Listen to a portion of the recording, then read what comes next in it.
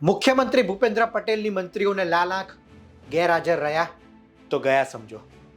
વાત કરીએ, રાજ્યના નવા મંત્રીમંડળમાં અત્યારે વિસ્તરણ થયું છે અને નવા મંત્રીઓને પોતાનો હવાલો પણ સોંપી દેવામાં આવ્યો છે. તમામ મંત્રીઓ પોતાની કામગીરી પણ ચાલુ કરી દીધી છે.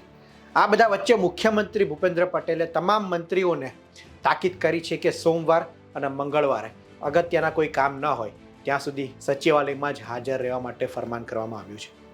મુખ્યમંત્રીએ વાત કરી છે કે પોતાના સચિવાલયમાં પોતાનો વિભાગ જે છે ત્યાં મોટી સંખ્યામાં લોકો મળવા આવતા હોય છે. કામકાજને લઈને લોકો સચિવાલયમાં મુલાકાતે લેતા હોય છે ત્યારે મંત્રીઓ હાજર રહેતા નથી, તેમને તકલીફો પડે છે. આ બધા વચ્ચે મુખ્યમંત્રીએ વાત કરી છે કે જ્યાં સુધી કોઈ અગત્યનો કાર્યક્રમ ના હોય કે અગત્યની કોઈ વાત ના હોય ત્યાં સુધી સચિવાલયમાં જ સોમવાર અને મંગળવારે મંત્રીઓએ હાજર રહેવું પડશે.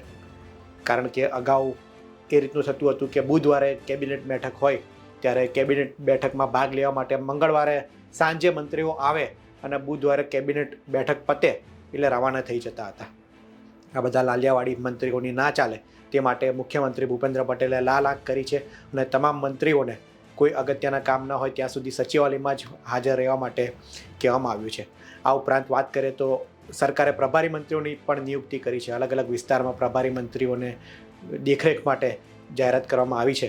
ત્યારે પોતાના વિસ્તારમાં કેવી કામગીરી ચાલી રહી છે, કોઈને અગવડતા પડે છે કે નહીં તેની સમીક્ષા કરવાની રહેશે અને કોઈ પણ અનિયમિતતા ન ચલાવવા માટે મુખ્યમંત્રીએ તાકીદ કરી છે કે કોઈ કોન્ટ્રાક્ટરની કે કાર્યમાં કોઈ પણ અનિયમિતતા ન ચલાવે અને ગેરરીતિ ન થાય તેનું ખાસ ધ્યાન રાખવા માટે કહેવામાં આવ્યું છે.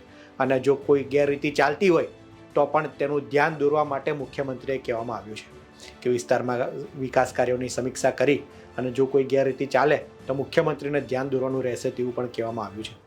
કારણ કે જે રીતના મંત્રીઓની ગત સરકારમાં આરોપ લાગ્યા હતા, જે પહેલાં મંત્રીઓ હતા બચુ ખાબડથી લઈને બીજા અન્ય મંત્રીઓ, તેમના વિરુદ્ધ અત્યારે તપાસ પણ ચાલી રહી છે. આ બધા વચ્ચે કોઈ પણ ગેરરીતિ એ કામમાં ન હોવી જોઈએ અને કંઈ પણ ખોટું થતું હોય તો મુખ્યમંત્રીને તાકીદ કરવા માટે કહેવામાં આવ્યું છે.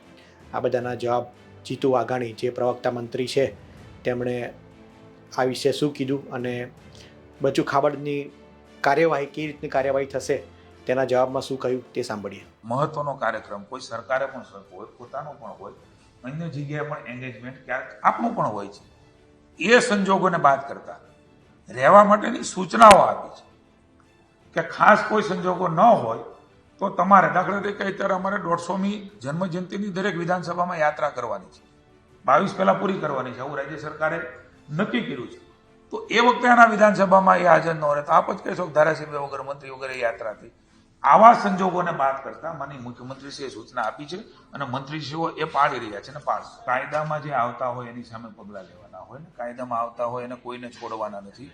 કાયદાની અંદર દાખલા તરીકે એ કમિટમેન્ટ છે, તો આપ જ કહો છો કે આ લોકો પુરાણા છે, તો કેવી રીતે પુરાય? હું આપને પૂછવા માંગુ છું કે રાજ્યની સરકાર જો ન ઈચ્છતી હોય તો એ ન પુરાય. રાજ્યની સરકારે જેણે પણ ખોટું કર્યું છે એના માટે જે કાયદેસર અંદર સામેલ આવતા હોય, કારણ કે વ્યવસ્થાઓ છે તપાસની, એના માટે એ તો અંદર છે, ચાહે કોઈ પણ હોય. પણ કોઈ અન્ય વ્યક્તિઓ એ કોઈ કારણ ન હોય અને આપણે કોઈની વાત આવે, હું કોઈ વ્યક્તિ વિશેષની વાત નથી કરતો, પણ કાયદો બધાને સમાન લાગુ પડશે. જે કાયદામાં આવશે એને રાજ્યની સરકાર કાયદાની રીતે, કાયદાના પ્રમાણમાં એને અનુસરશે. પ્રવક્તા મંત્રી જીતુ વાઘાણી વાત કરી રહ્યા છે કે કાયદા પ્રમાણે તમામ વિરુદ્ધ કાર્યવાહી કરવામાં આવશે, કોઈને પણ છોડવામાં નહીં આવે. એમનું કહેવાનું મતલબ છે કે કાયદો બધા માટે સમાન છે. તો જોઈએ આગામી સમયમાં કઈ રીતની કાર્યવાહી થાય છે. ભ્રષ્ટાચારને લઈને ખૂબ મોટો આક્ષેપ લાગ્યો હતો અને મંત્રીઓ, નવા મંત્રીઓ જે બન્યા છે તે કઈ રીતની કામગીરી થાય છે, કરે છે તે પણ જોવાનું રહ્યું.